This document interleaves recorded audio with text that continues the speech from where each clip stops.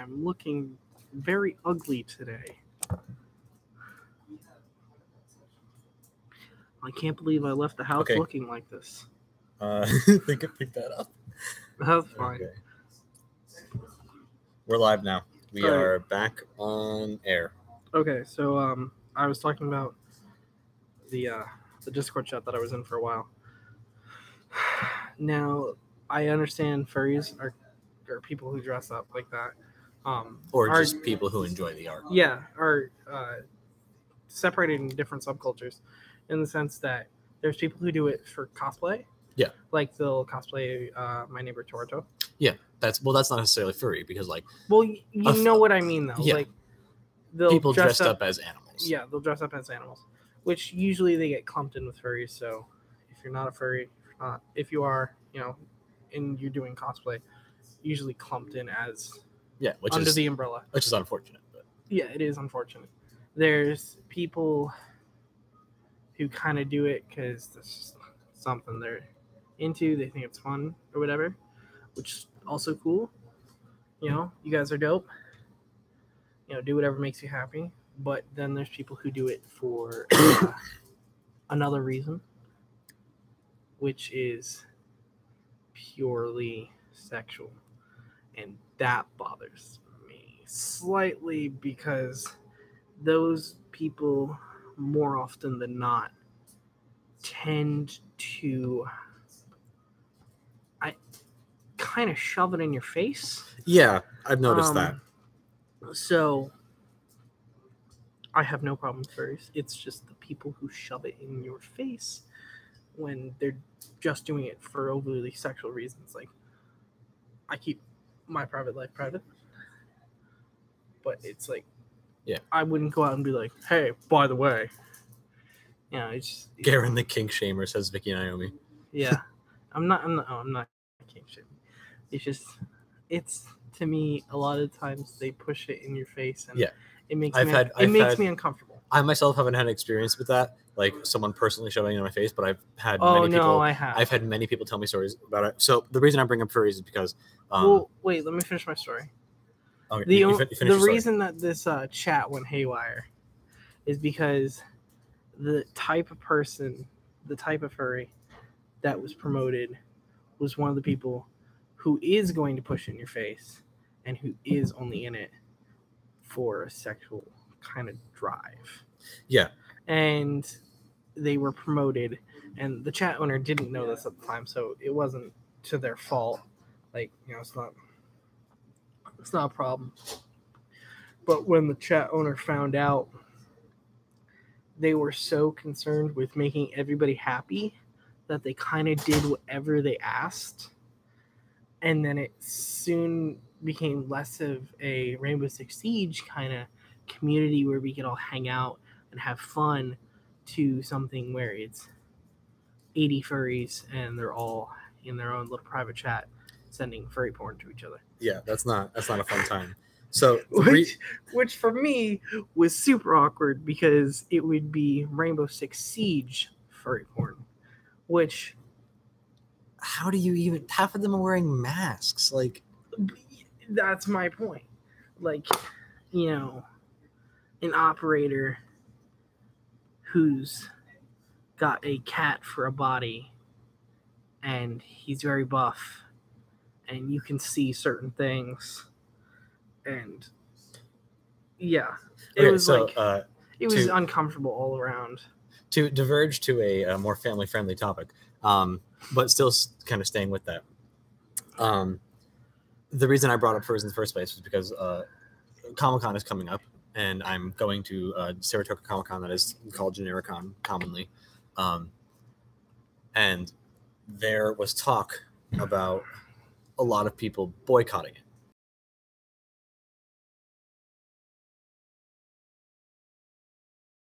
I had offered to a friend, I said, well, you know what? I'm going to take it over. I'm like, I'll do it. And then I got thinking, out of all the things that I had seen when I first went there, furries were the most prominent, which was confusing to me.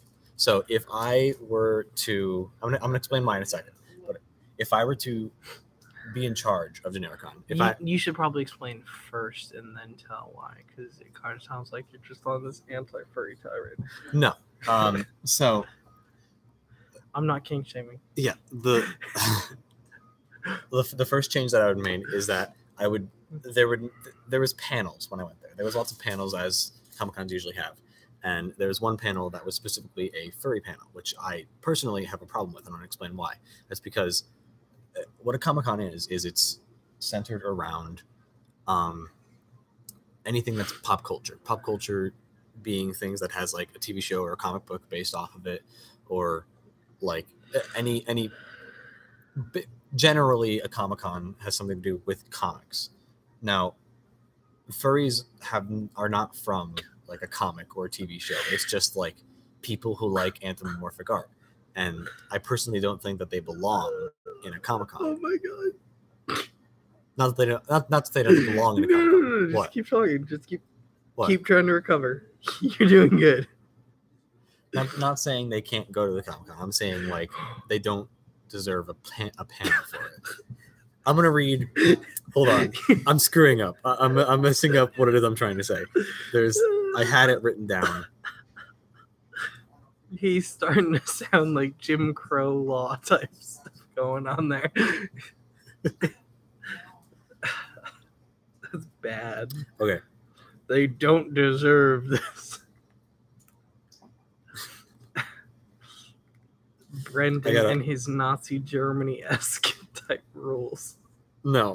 So where was it? I wrote it down somewhere. Oh, that's good.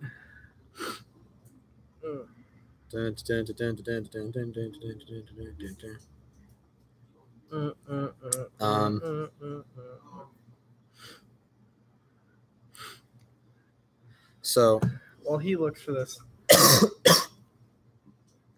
I'm going to. Okay, so this is what I wrote. I said, furries are a subculture of people who, some of them believe that they are actually the animals, and or other ones are just people who like enjoy the aesthetic of it and the art. And this has absolutely nothing to do with comics or pop culture, and therefore does not belong at a Comic-Con. I wouldn't stop them from coming, but there would not allowed to be any furry panels with the exception of comics or pop culture things that featured such type characters, including Two Kinds, the comic created by Thomas Fishbach, who is actually Markiplier's brother. Mm-hmm.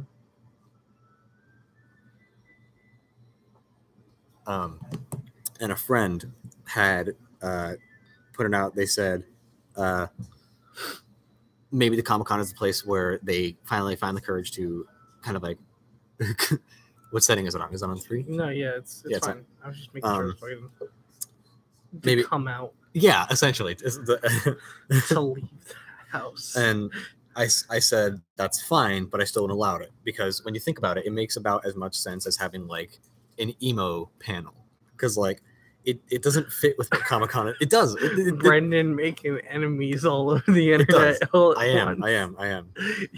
Going after the furries and the emos. No, I'm not going after the emos. I'm just saying it makes about as much sense as saying that you should have an emo panel. It's like, what are you going to do?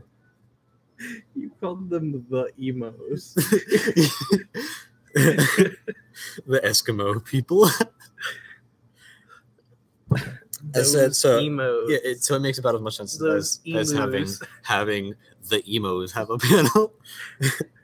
There's no pre-existing content for like a comic or a TV show that furries are from, nor does it some obscure cult following of an internet concept like the SCP Foundation. If they wanted to have like what they were talking about, like a panel, I would be completely fine with that if it was in their own convention, specifically designed for furries. He's back with the Nazi Germany. It's not.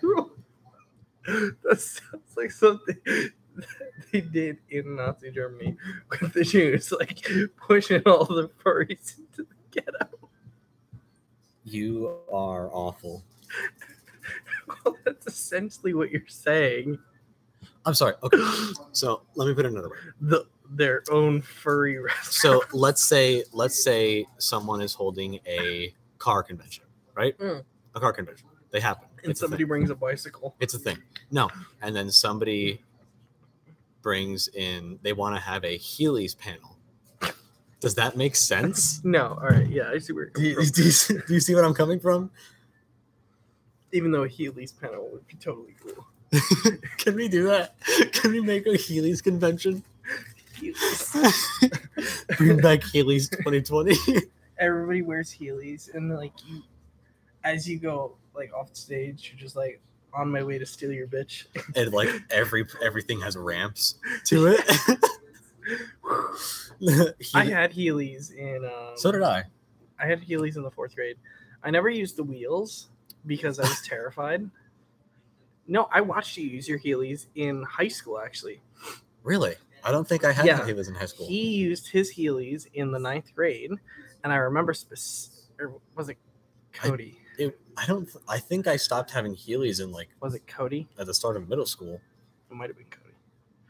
Somebody used Heelys in 9th grade and high school, and it was the best thing in the world. I remember Heelys got banned from a lot of schools. Yeah. Because like, okay, so did silly bands. The reason they banned it was just because like they didn't like it, but the reasoning that they came up with as the BS reason was that they considered it cheating in gym class to scoot around instead of running laps. But like I said, silly bands were also banned. But although bitches were wearing like a ton of those on one arm, like hands almost falling off. People go in purple because they have too many fucking cats on their arms. There's so many Bring things back that like got Warmers banned. 20. Bring back like Warmers 2019. Oh, do this. You know what? Now that I'm thinking about it, I'm pretty sure Cody's the one who got. I'm pretty sure Cody's the one who got Yu-Gi-Oh or something banned at elementary school. Elementary? I didn't go to elementary because school like with you guys. Cody was not like, okay. This is not him now. I'm saying, but like my memory of Cody in like elementary school was he was not a nice person, and so he got better. Yeah. So he's cool. This was what little Cody did. He plays Siege. He's plays Siege. This is what little Cody did. He sleeps over at my house. To get the single person to get I think it was either Bakugan or Pokemon or something like that. It was probably Bakugan. No, it was definitely Yu-Gi-Oh. Probably. And so here's what he would do. He would trade cards with somebody, and then once he traded cards with them, he would come screaming to the monitors saying that the other kid stole his card. And they believed him. So now he would have his card and the other kid's card. And he did that multiple times. Actually, Yu-Gi-Oh sounds right. He does know a lot about Yu-Gi-Oh. And I know I know he used to play. It might be a Mandela effect. I might be thinking it was Cody. It was some kid in our school that got it banned for that reason. For some reason, I'm pretty sure it was Cody. That sounds like a very Cody thing.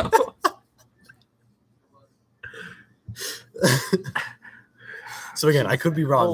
It could be like rose-colored glasses, just like a lot of things, like warped memory.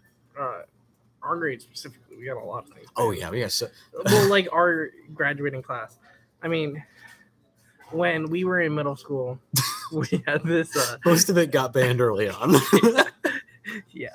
They were pretty proactive. When we were in middle school, we had this thing that I was uncomfortable with, although I don't like being touched. So, was it the clothespin thing? No, it was Smack Ass Friday. Explain. It was you know how there's kind of like Flannel Friday. Yes. Everybody wears flannels and stuff like that. Well, Smack Ass Friday. You probably missed it. I wasn't in the same school. Middle school?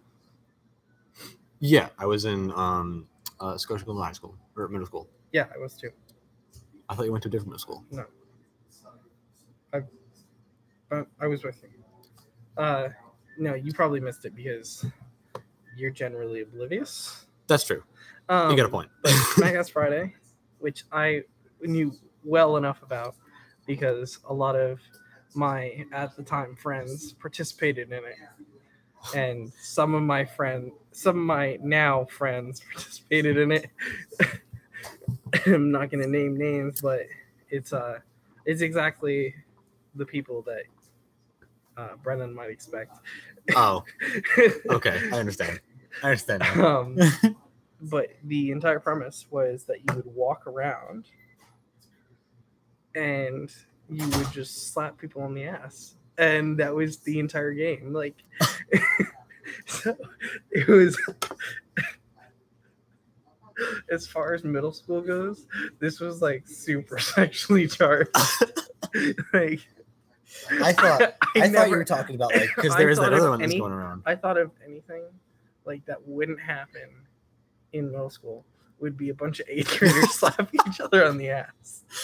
Like, I did not expect that. I thought you were talking about that other thing that happened a lot. It was like the clip thing where everyone this caused people to stockpile on clothespins, but it was this game where you would have like a clothespin or as many clothespins as you can, and your job was to sneak up behind someone and get as many clothespins on somebody before they notice. And we got some impressive numbers. Didn't we also play a game where we like put stickers on people? Yes, that was basically the same game. It was the sticky note game. That was good. This wasn't really a game. It was just like a thing that was done to me by one specific person. Done to me. Yeah, no, because I didn't see him doing it to anybody else. It was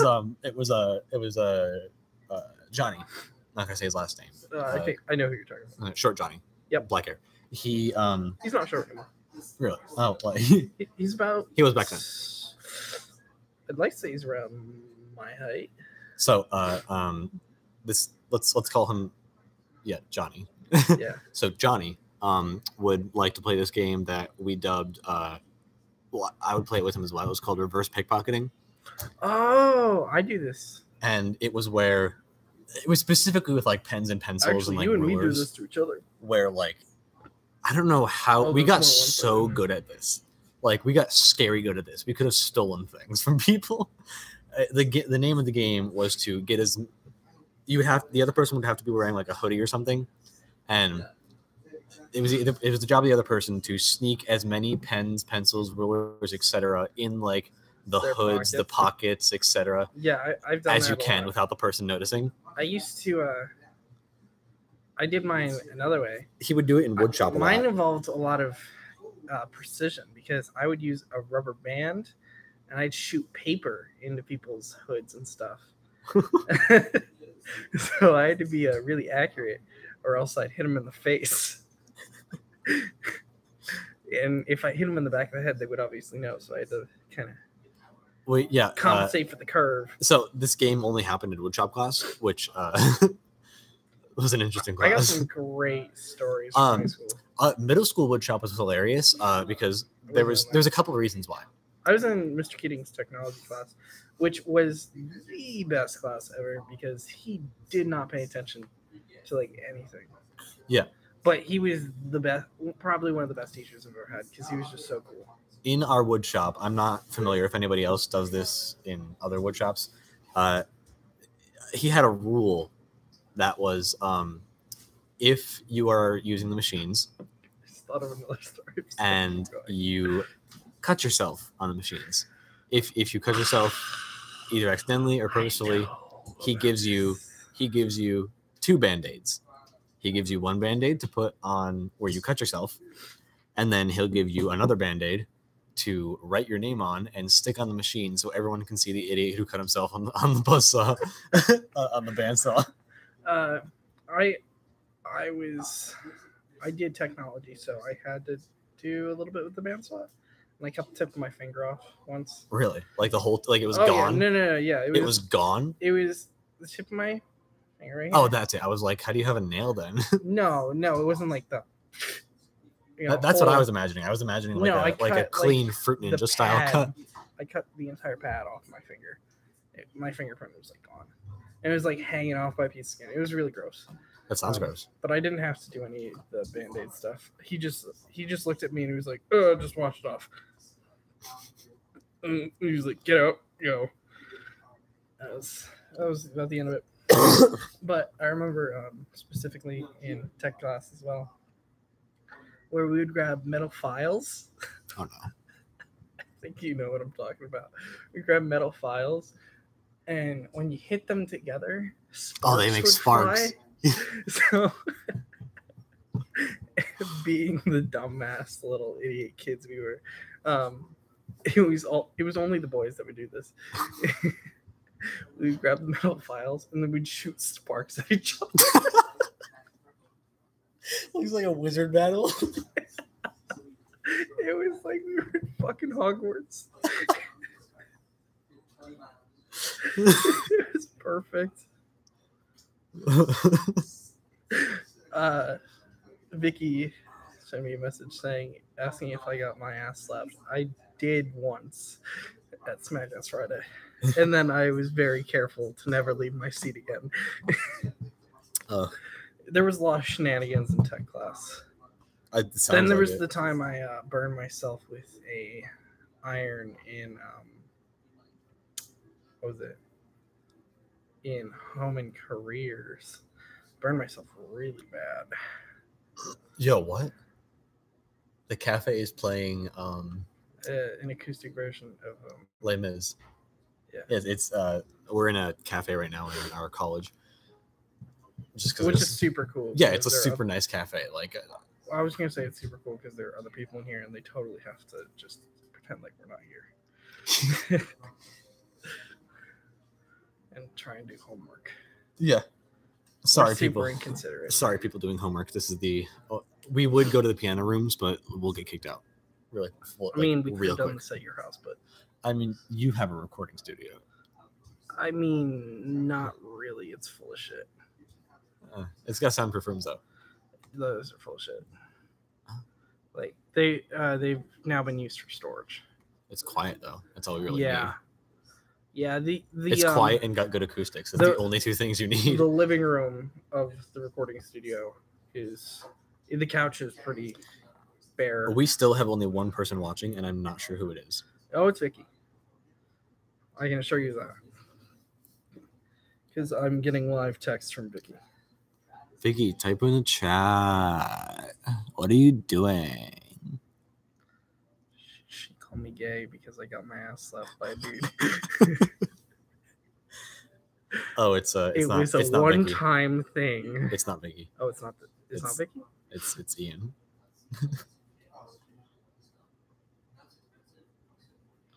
Well, Ian, you heard about the time I got my ass slapped by a dude. Ian, you probably shouldn't be watching this.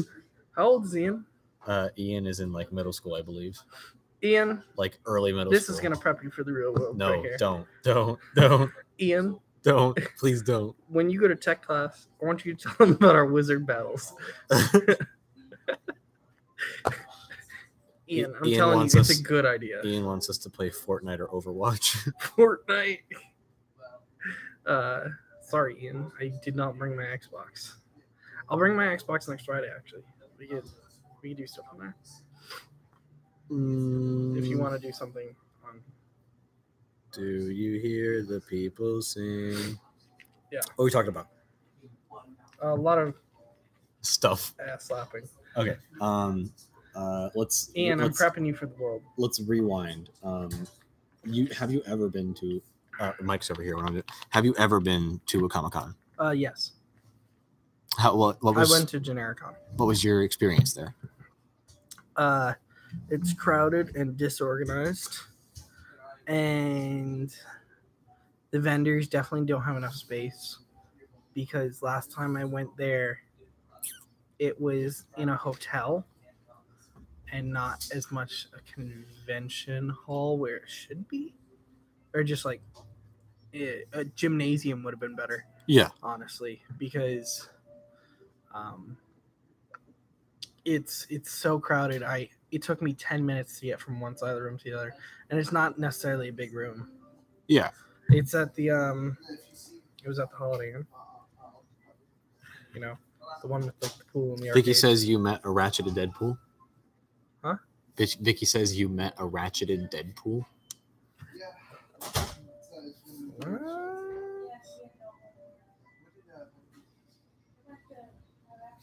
Man. Oh. I did meet a Deadpool. I have photos of me meeting my Deadpool. I have an experience. Okay, so I don't have Facebook on my phone. I have been to one Comic-Con in the past, and I'm actually going to another one tomorrow. My second one ever. I've been to like 3. And I have one well, besides the furries, I have one other problem with multiple problems, but only one with like the people who go there. And that is if you're gonna do a cosplay, you can cosplay whatever you want. Doesn't matter your body type. Doesn't matter your skin tone. You can. Can I say it? Can I say? Is it the thing about that one picture that you saw today that you got in an argument over Facebook for? It might be that. All right. So can I? What do you think I'm gonna say? Under no circumstances is blackface acceptable. No. That no. too. But... Well, that's a given. That's more or less a given. I was gonna say, you can cosplay no matter what your skin tone is, and no matter what your size is, no matter if you're a guy or a girl, you can cosplay whatever you want. I could go as Wonder Woman, and I'd be dope. Please, for the love of God, if you are going to cosplay someone, make sure the costume fits. I know what you're talking about. It is super uncomfortable.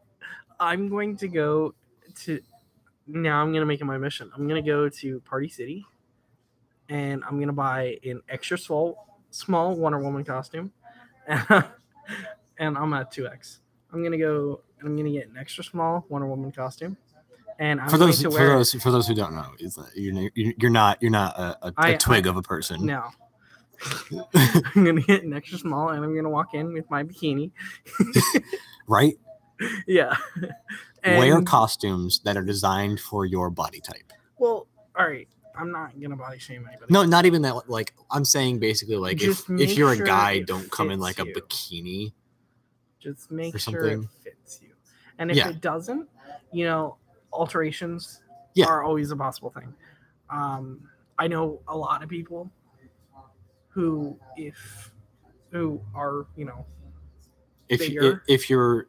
And when they see costumes that they like, usually a lot of times they'll make little alterations. So like if you're a guy and you want to cosplay a character that's a girl, that's fine. But don't buy the women's costume version of that, because your body type is not designed to match that. Especially if you're going to do less Sailor Moon. There's more space in areas where you don't need it, and no space in areas where you really need it. Yeah, specifically for it. Yeah, that's what I was more referring to. If you're gonna cosplay as Sailor Moon and you're a dude, don't buy the female version of Sailor Moon, because you're fucked. Make your own that will actually fit you. Because you're just speaking as far as like waist and stuff like that, your waist is gonna be like popping out. Again, this is not saying you can't cosplay whoever you want. I'm definitely saying you can cosplay whoever you want. Just make sure it fits your body. And by like popping out, I mean like it's gonna be squeezing you like a boa constrictor around your waist. And I've seen that plenty of times, and it's very uncomfortable. Well, it's not necessarily uncomfortable. It's more uncomfortable for the people wearing it, because a lot of times I don't think they realize it can leave marks. It can cut people. I've heard of people wearing things just for Comic-Con and stuff like that that's too small, and it ends up giving them cuts because it's too tight on them. Yeah. So you got to make sure that, just general rule, make sure that the costume fits you, because it could be dangerous. And in the sense that, you could cut off circulation to one of your limbs. And oh yeah, I have like one cosplay, and it's a Star-Lord one, which I don't think I'm going to be wearing tomorrow, because again, I'm just there to film, not to like enjoy the experience. But I have boots that I wear that go like, they're like combat style boots, and I can only wear them for a short amount of time, because unless I find that exact right position with the exact right socks, which happens sometimes, it's going to rub up against my ankle, and it's going to leave a red mark, and it's going to be very sore all day. Even just standing in boots all day is kind of rough. Yeah. Especially since a lot of times the boots have a small heel. Yeah, these are like tight combat boots that are more or less designed to like keep my ankle from moving. Yeah, and in general, like They're like snowboarding boots. there's also like, you know, you're gonna make sure if you're gonna be standing up all day, make sure your shoes fit well, because if it's really squeezing down your feet, it's gonna hurt a lot every time you step, and then it's just not gonna be an enjoyable time for anybody. Vicky says, as a girl, I can assure you that 90% of my shoes hurt me. Yeah. Which is why Vicky wears flats. Another complaint. You said standing a lot. Another complaint that I would have with Comic-Con. Take a seat every now and then. Yeah, getting back to things we would change about the Comic-Con. Wash your hands regularly, please. Oh, definitely. Like, you know. Definitely. That place is a cesspool. Yeah. Doesn't matter what Comic-Con you're going to. It's going to be filthy. Really bad. San Diego's like the plague center. And that's not me saying that they do a poor job of hygiene. I'm just saying like they do a great job with like keeping the area clean, but the people who go there, you can't trust anyone. And it's a large group of people. Well, keep yourself clean, keep yourself healthy. It's when you go there, you know, one person sneezes and you're in a room with freaking 250 people and you're really tightly packed. And like I said, it took me 10 minutes to get from one side of the room to the other. So you're really tightly packed. It's like you're in an elevator with 40 people. That was the other thing I wanted to change that I was about to get to was that. I want to expand the walkways, and in doing so, you just need a big room. Well, yeah. A lot of Genericon specifically.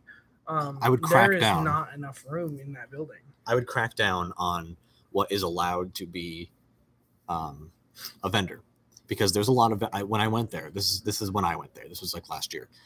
When I went there, I noticed a lot of vendors who were selling things that had little to nothing to do with comics or pop culture in any way.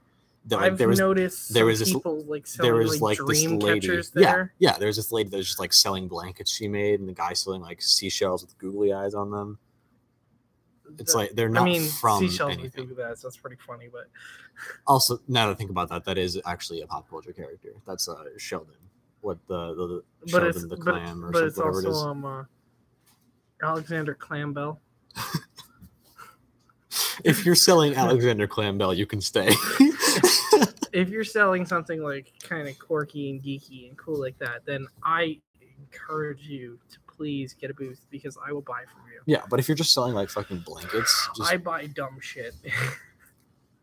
So I would crack down on what constitutes as a vendor, to leave more space for vendors that are actually doing what a Comic-Con is designed. But I also understand, like, in general with New York, as soon as you go upstate, it's a lot of small towns kind of close to each other. Like, it's a lot of small towns, and there's no really like big cities up here. That kind of sounds strange if you're like from upstate New York. Like, you might think, oh, well, there's some big cities. They're not big. Yeah. I was born in a city. I lived in a city forever.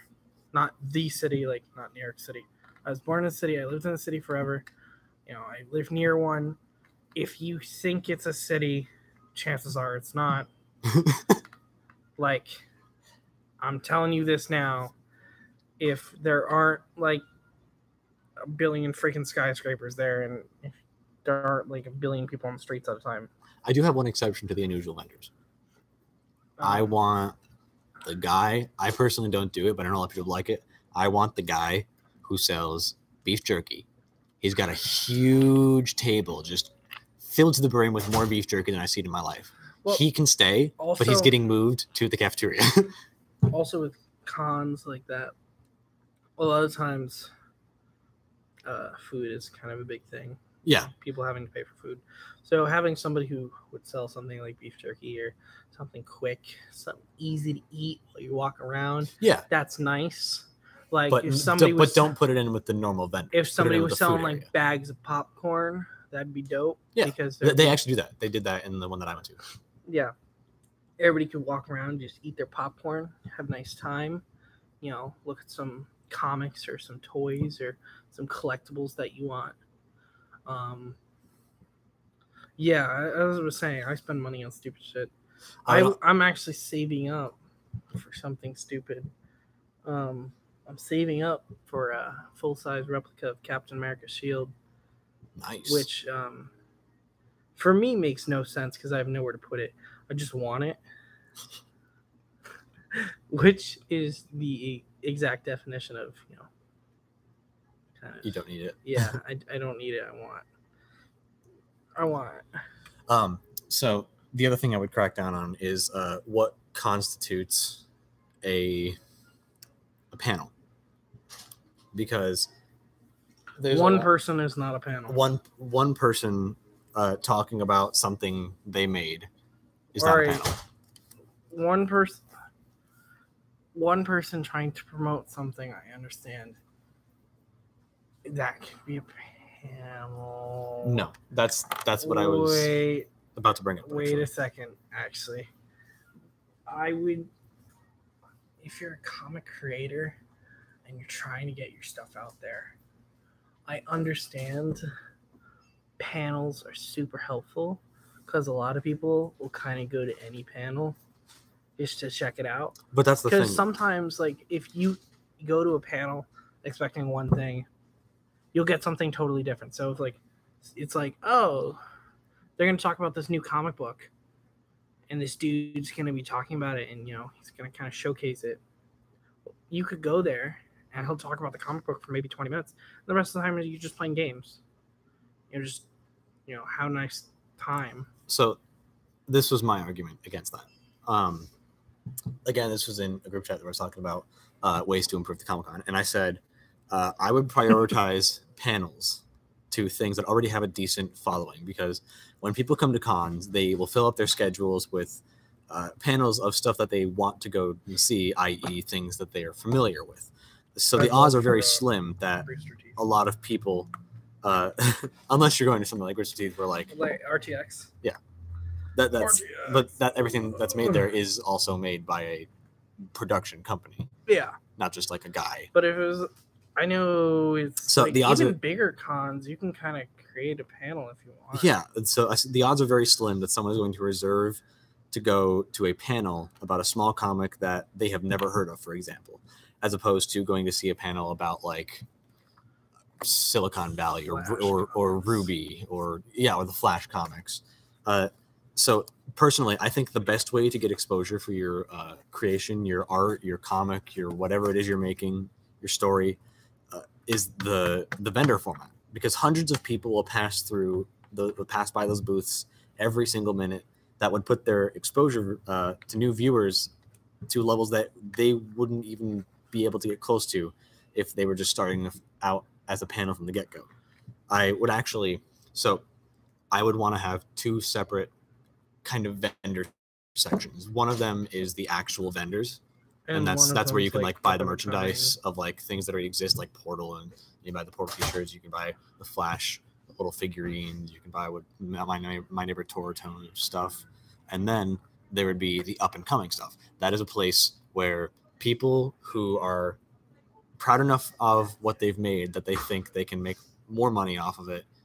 It's not even just making money. Just wanting to show it to people. They can display your creations.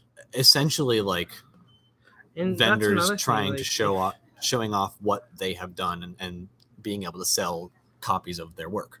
And that's another thing. Like, if you're an up and coming creator, you're trying to be, I definitely encourage you to, get your stuff out there. Because, you never know. You're never going to get like the recognition that you think you deserve, and probably you do, if you're not putting yourself out there.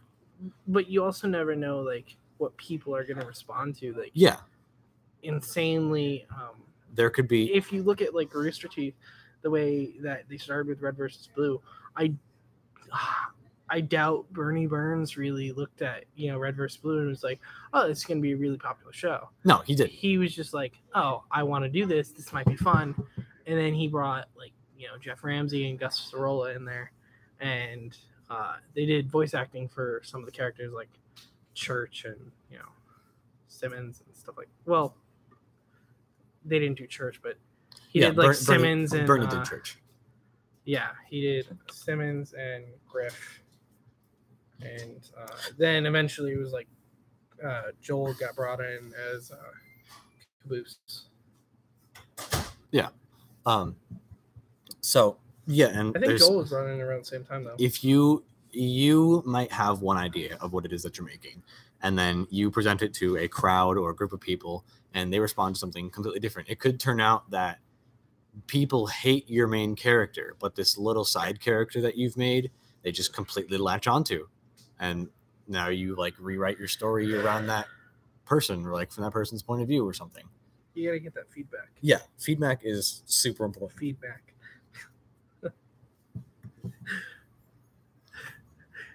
Don't worry, internet. I'm gonna make fun of him when he misspeaks. What did I say? You said feedback, not feedback. Did I? Yeah.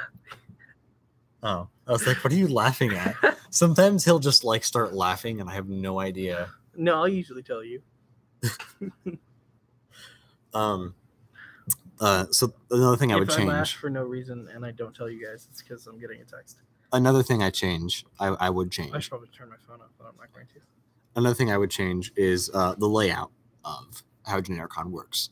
Because when you go in there, the first thing that you're exposed to is the vendors, and it's cramped, and you have to go through there to get to anywhere else in the con, and it's just it's a pain, is what it is. So, and half the time, the other reason is that half the time when someone goes to a convention and they go through the vendor things first, they're not going to want to buy anything the first way around because they're concerned about saving money for being able to eat, to have food later on. And then once they spend money on food, they might not have enough to spend it on other things. So what you do is you reverse it. You make it so that the food area, the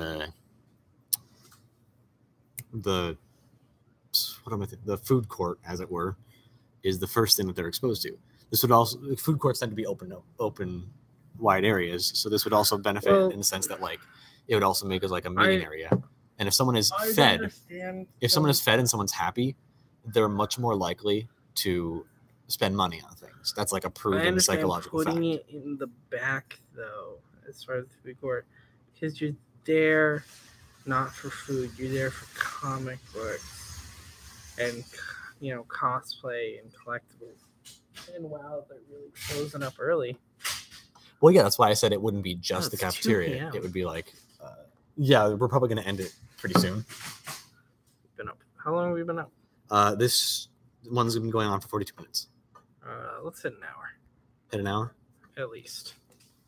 Okay. Yeah, so if someone's happy, if they're fed, they're happy. If they're happy, they're more likely to spend money on things, i.e., your products and merchandise for different things and the vendors. Yeah. And cafeterias tend to be wide open areas, so you could double it as which is what the cafeteria already basically is in GeneticCon, which is like a lounge, get together, meet up, photo op, hang out with friends type area. Yep. So you get there first, see all the costumes, everybody, get some food, eat another thing, and then you go to the vendors, and then you buy stuff. Yeah. And then you go to the panels or whatnot. I understand that. So what else should we hit on? What did we already hit on? We hit on lots of high school, middle school stories. I got more stories from like high school and middle school if you want me to go down that road. I could tell them about my plan with the rats. Your plan with the rats? Tell them about your plan with the rats. So during our senior year, we were not allowed to do a senior prank, which Why was that? sucks. Why was that, Karen? Why were we not allowed to do a senior prank? Because the year before us, the graduating class for us, class of 2016, screw you guys. Spray painted the walls and the windows. Yeah, they spray painted the walls and the windows, and not like with washable paint. Yeah, with like legit spray paint. They just sprayed because they thought that was okay. They sprayed 16 on like all the windows in red spray paint. Yeah, and they thought that was okay. So, which isn't a prank. That's just destruction of property at that point. It's not as bad as the year. I wasn't here this year. Someone put birdseed in the parking lot, like a lot of birdseed, expecting the pigeons to like eat it all up and like crowd around and not want to leave, forcing people to not be able to park there. But if I remember correctly, it didn't work, and the birds never ate it, and they found out who did it, so they made them clean up all the birdseed in the parking lot. No, I had an idea. I'm more chaotic with the way I think of things. So I was like, oh, let's just get a big rat and release it in the school. Which is bad. I find that hilarious because like there's all these convoluted like plans. At the time, it was really bad because they had just gotten rid of mice. So it was like, let's do him a favor and give him an upgrade to a rat. And I was like, yeah, I'll go down to the city for a week. I'll catch a rat. And I'll bring big old New York City rat. Like one of those rats the size of a small Volkswagen. I just find it hilarious because there's like all these like senior pranks that are like so like intricate and convoluted. It's like and then we're gonna hire a mariachi band to follow our principal around, or we're gonna play something over the loudspeakers, and then people are gonna do a dance. And then there's just you. It's just like, let's just put a rat in the hallways. Who's honestly gonna go after and try and catch it? How many people are gonna? Could you imagine they just give up and now the school just has a pet rat wandering the halls? I'm just saying, how many people do you honestly know that will actually try and pick up a city rat? Not many. Those things are big. They'll bite. They will bite you. I mean, have you seen that one rat with the pizza rat? I know it's old, but like I have not. I saw the one that like crawled up on this sleeping hobo's face. What was that thing that we were talking about before that I was cracking up about? Oh yeah, my idea for a senior prank that I came up with recently, even though we're not in high school anymore. So there was this image. Well, no, recently? Yeah, there was this. We talked about it like yesterday, I think, or like Wednesday.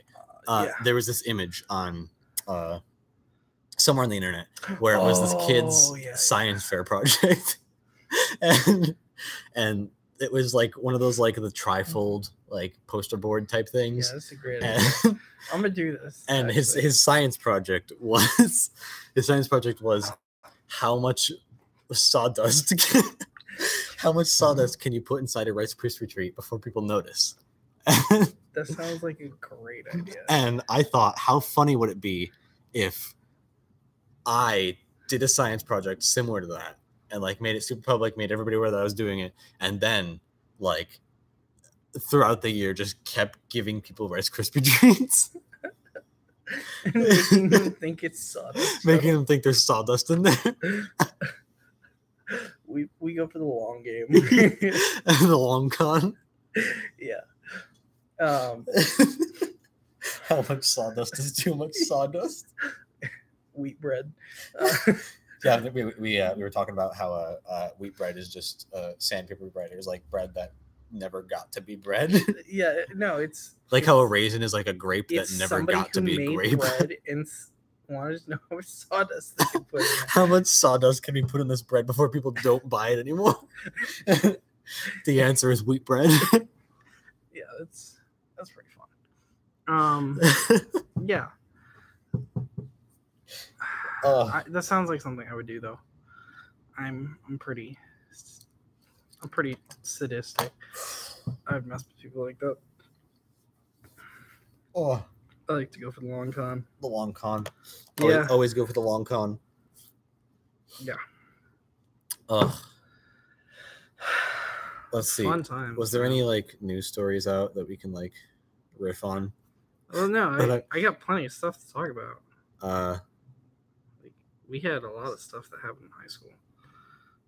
Oh yeah, I remember this. Remember when someone dropped a stink bomb in the hallway, and then the faculty's brilliant solution to that was to take a big ass fan and just spread it throughout the rest of the school. So the entire upstairs smelled like a stink bomb for like a week. The faculty in our high school was kind of They were on a different wavelength. They were pretty special. Oh, it's snowing out. Yeah, it's snowing pretty hard. Well, it's not. It's a light flurry. Well, it shouldn't be. For April, it's snowing hard because it shouldn't be snowing at all. Yeah. But yeah, our faculty at our school, they were on a different wavelength from the students. There was the only way I can describe it is most of the teachers were kind of like that Steve Buscemi, like, "Hey there, fellow kids. How do you do, fellow kids?" Yeah. It was kind of like that, and they would try to like make comments in class. There was a lot of them would try to relate to our us. one history teacher who, if someone were recording one of his classes, he would have probably been fired multiple times out of the things that he said. I think I know what you're talking about. Always rolls up the sleeves. Did I like him? I don't know. What year did we have him? If it was senior year, then that's a big fat no. It wasn't senior year. Oh, so all right, yeah, I know who you're talking about. Big Head plays the bass. Just call him Big Head. He does. He's got a large melon. Does he have a motorcycle? I think so. I don't know. But there was one. He's got quite the melon. There was one teacher that I really liked, and he was a history teacher. I made the unfortunate mistake of knocking over a bookshelf in his class, and then that was it. I'll tell the story just to get some background on it so that you guys don't think I just pulled over a bookshelf. I went to grab a book, and the bookshelf was very top heavy, and there was no like weight on the base of it. So when I pulled the book down, the entire shelf went with it. It was not anchored to the wall either.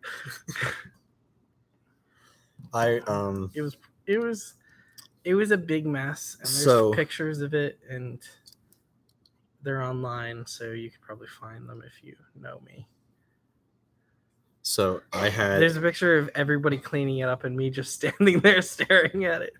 I took German for like my first 2 years of high school, and then I got like a high enough grade on like the final thing that I didn't have to take it for the rest of the year, which is why I'm kind of screwed in college because I have to take one now again, but German isn't one of them. And we had one teacher, everyone just called her Frau because that was the German word for miss. Yep. And I know who you're talking about. She had, those like the wheelie carts that they would wheel around TVs on? Yeah. She had one of those, but there wasn't a TV on it. She would just like keep all of her stuff on it and just roll it around with her, like a moving desk purse thing. And one day she had like hot coffee on it, or like tea or something. And she hit a bump, didn't she? And she backs up and she elbows it off the table, and she goes, pardon my language, she goes, "Shit," like audibly, really, really loud, and everyone was laughing. It was hysterical. But I was laughing because I was confused. I was confused because she is not from America. She is a native German speaker. So after everyone was down, like the laughter died down, I went up to her and I asked, "Why wasn't your natural instinct to swear in your native tongue?" And she looks at me with a deadpan face and she goes, "I saved that for special occasions."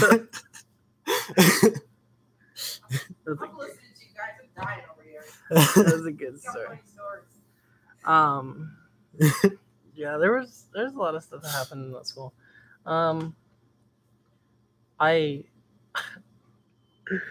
We had this one substitute who never ever returned, mind you. I'm pretty sure he.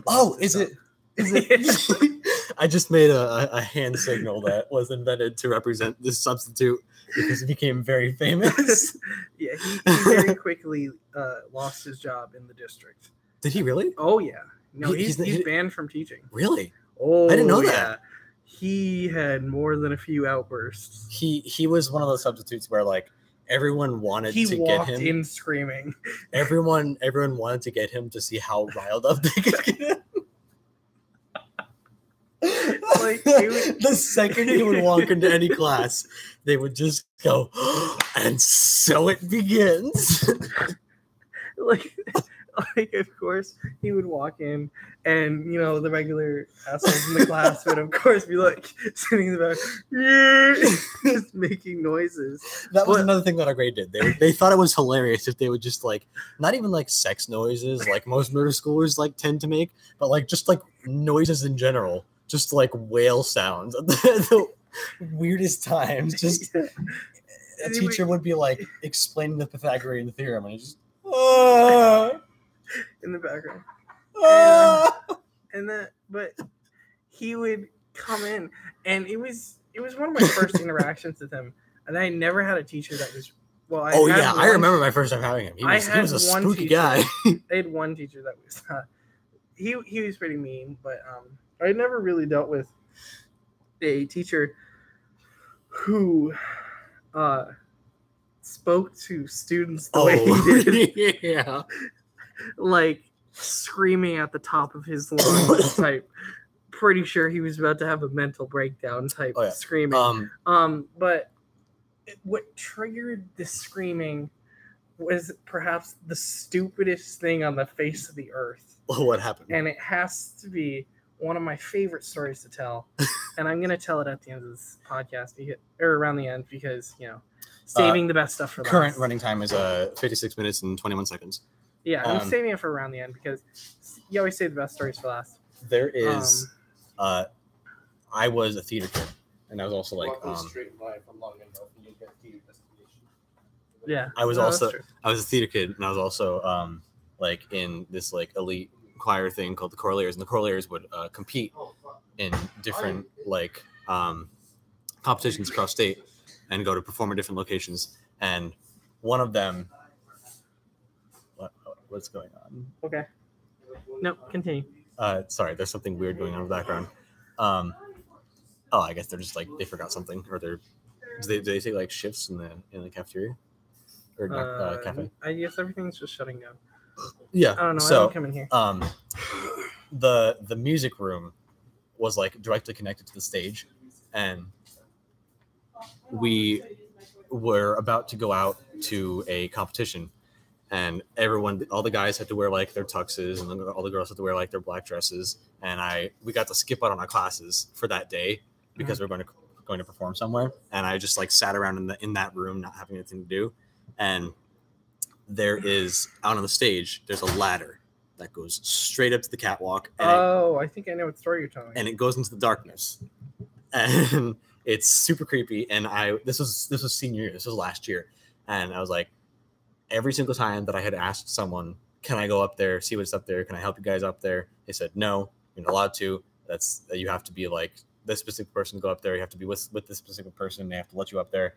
And I was like, forget that. I'm going to do it anyways. So I was by myself, and I'm climbing up this like most ladders have like a bit of like a lean forwards. Yeah, a lot of them do, but this one is just straight vertical, which like it doesn't sound like it'd be that big of a deal, but it for some reason makes the ladder. A lot of time to this. It was a pretty high ceiling. Yeah, I'll give you that. It was a ladder being straight up and down for some reason is so much scarier than even like a little bit of lean. Yeah, I would prefer a little bit of lean because I know what you're talking about, and it was pretty high up there. And so it goes up into this like box that's floating connected to the ceiling that goes up into an even higher area because there's a ladder up there, but I only found that out later. But from the bottom, it just looks like a ladder that just disappears into darkness. I was like, do I want to do this? But I did. You want to tell what you found up there? I found. So I go up there, and it's this dark area. You turn on your flash on your phone. It's so dusty up there that the light doesn't go more than like a foot in front of you. It just stops because there's so much dust up there.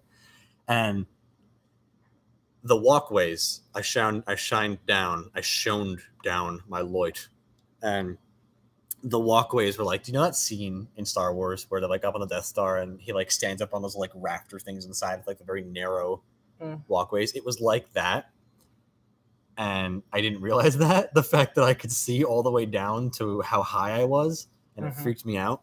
So I keep walking down this very creepy thing thinking I'm going to die. I look ahead of me and I see what is a giant American flag that is covered in dust and torn like it's been through World War II. And it's the size of like a modern day flat screen TV, probably bigger. And it looks like it's been there longer than the building's been up. There was also up there a couch. Yeah, this is where I'm going to chime in. How do you get a couch up there? That's so. Like that must have taken some work. And it didn't get up from the ladder. I can tell you that. It got up from the audio booth. They like pulled away the panels. I can tell you this though. The couch was put there in the time that we were coming in to high school. Yeah. The couch was not there before then. Yeah, it's like a newer couch. Yeah. Kind of. And we know what the couch was used for. So the couch was used. Rumor has it. Like not as much rumor. It's pretty well known fact. Yeah. It was basically the sexy times couch. Yeah. It was where people would go up. Drama kids would go up there to have alone time with their significant other. Yeah. And then they would come back down very happy. To put it in nice words for Ian. That's all I'm gonna say. But no, he's not here right now anymore, I don't think. It doesn't matter. Ian might want to watch this part later. Yeah. So can I tell my Yes, because we are actually at one my hour. Westworld story? We've passed the 1 hour mark, so we tell the story. My Westworld. Tell the story, and we're going to end the stream. By the way, watch Westworld. Really good show. I have not watched Westworld. It's really good. I have not. Black Mirror is good too. Watch Black Mirror. I'm watching Altered Carbon right now. Okay, tell your story. All right, so my first interaction with the substitute that we were talking about earlier was in the 6th grade, which was fun because it was scary in the 6th grade. Yeah, he's a big dude. Like he's really tall. He's not as much tall as no, he's big like guy. He's big and tall. He shops in the big and tall section at Walmart. Yeah. No, it was 6th grade, and that's already a scary experience because you're leaving your small elementary school or whatever, and you're going in with like 700 other kids, and that's a scary experience in itself. So in middle school, they kind of test you out with all the foreign languages. Yeah. Yeah, you have fun. They have 1 year where it's just like it's not a specific foreign language; it's foreign language class where they just introduce you to like all the classes that you can take in the future. And a lot of times with substitutes, they usually just give you something, you read it, you do a sheet on it, and then that's the entire class. Easy peasy stuff like that. But what happened was we were sitting there and we had to do a little bit of work. We were like. And he told us to highlight. Yeah, I'm not tired, but just taking a second. He told us to highlight on a sheet. You might have heard this story. It's pretty. I don't think I've heard the story. He told us to highlight some stuff, and he handed out highlighters. And so we're all highlighting. We're doing our thing. And we're doing it. And he goes, "Everybody stop." And he's already really mad. Just like angry out of nowhere. Oh yeah. It's like just instant fury. Did he start off kind of like disgruntled, or it was just like he started off normal and then he started off happy. Really? Surprisingly. He started off happy and then suddenly out of nowhere was stop. And then he's like, "Whose highlighter cap is this?" And I couldn't you can't make this up. "Whose highlighter cap is this?" And everybody's just really quiet. And because we all have our caps fucking ends of our highlighter. So we don't know. We're like, it's not me. Who is it? Which one of you did it? Yeah, we're like all getting paranoid. And he's like, I am Spartacus. no. And he gets to the point where he's like, where he starts to yell louder. And he's like, whose cap is this? And he's getting like really, really heated at this point. It's like his face is turning into a tomato. Oh yeah, it's bad. So he's like super heated at over a highlighter cap? Oh, you can't make it up. It was over a fucking cap. So he's got this cap in his hand, and it's just this. It was like a blue highlighter. Got this cap in his hand, and he's freaking pissed. He's like, this is the maddest I've ever seen him in his life. Like, this is the pinnacle of anger. I have never seen the paragon of fury. I've never seen someone so mad for something so little. Like, this is if somebody dropped a quarter and then wanted to stab somebody because they lost the quarter. Like, that's the pinnacle of anger. By Washington. Yeah. Then it's like, it's really getting bad. And he starts screaming at the top of his lungs. What was he screaming? Do you remember? He was asking he was just screaming over and over again whose cap it is? No, and then he was like threatening us. If I don't find out whose cap this is, you're all getting detention. Every last one of you. Kidding me? No. And then he was like, I will write every last one of you up if the person whose cap this is doesn't come forward. And at this point, we have all figured out that it's not one of ours. So he's screaming. It belongs to no one in the room. He's screaming at it. Could you imagine if it was his? Just wait. He's screaming at us for a highlighter cap that doesn't match any of our highlighters. We all have our caps on the ends. So he's screaming at the top of his lungs over this cap.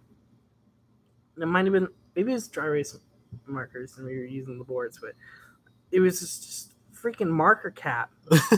And he's screaming at the top of his lungs over this cap. And we've all figured out that it's not one of us. So we're telling him, it's not us, it's from the previous class. And he's like, I know it's you. You're all liars. And it's like fucking Watergate in there. Like, he's convinced that we're all out to get him. It's a conspiracy. Yeah, he's convinced we're all out to get him. Highlighter gate. And or as John Oliver would say, stupid Watergate. He's convinced we're all out to get him over this freaking highlighter. And he's losing his shit in a room full of sixth graders. And it gets to the point where there are people crying, like bawling their eyes out because he's screaming so loud. And it's like at the point where he's generally almost unstable. Mentally unstable, screaming about a highlighter. Yeah, he's lost it at this point, and he's making threats, and he's making threats, and he's threat after threat after threat after threat, and then it gets to the point where people are like, "It's mine, just stop." I am Spartacus. But the guys are so funny. Thank you. But the problem is there were multiple of us taking the fucking blame. So we're sitting there, and there's like 4 of us trying to take the blame so that he'll stop screaming at the few of us. Just make it stop. And I'm sitting there, and I'm about to bawl my eyes up because I was a super sensitive little kid. And I'm sitting there because he spent time screaming at me individually, which was pretty rough. Because at first I thought it was kind of funny. This went from funny to scary really quickly. Yeah, it was like, oh, this is great. Oh, no. Wait a second. Go back. Control Z. Yeah, Control Z. So he's screaming at us over this highlighter cap. and we're all trying to take the blame so that he'll stop. And then it gets to the point where someone gets up and just leaves the room and goes to get another teacher to take this guy out. Like, it was bad. It was perhaps the worst experience I've ever had with him. I just remember having an experience. I think I had one with you with that same guy where like we were sitting next to each other and I think it was in like a history class or something. And I turned to you and I like asked you about something about the topic that we were talking about. Yeah, and he yelled at you. And he like, so we're little kids. So he standing over us like towers above us. Yeah. And he just like, I don't know. There's some scene in my head. I got detention once for asking for a pencil from somebody. Yeah. So he walks up to us and he goes, "Excuse me, should you be talking?"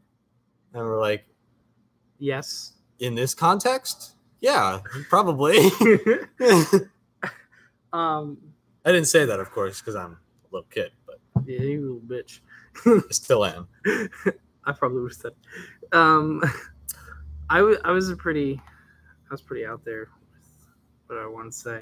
So yeah, that's had a lot of school stories talking about Comic-Con. Do you want to tell one more and then wrap it up? Yeah, because we're at an hour and 10. Let me just wrap this up real quick. A few more things about him. There was this another time with somebody that I went to elementary school with.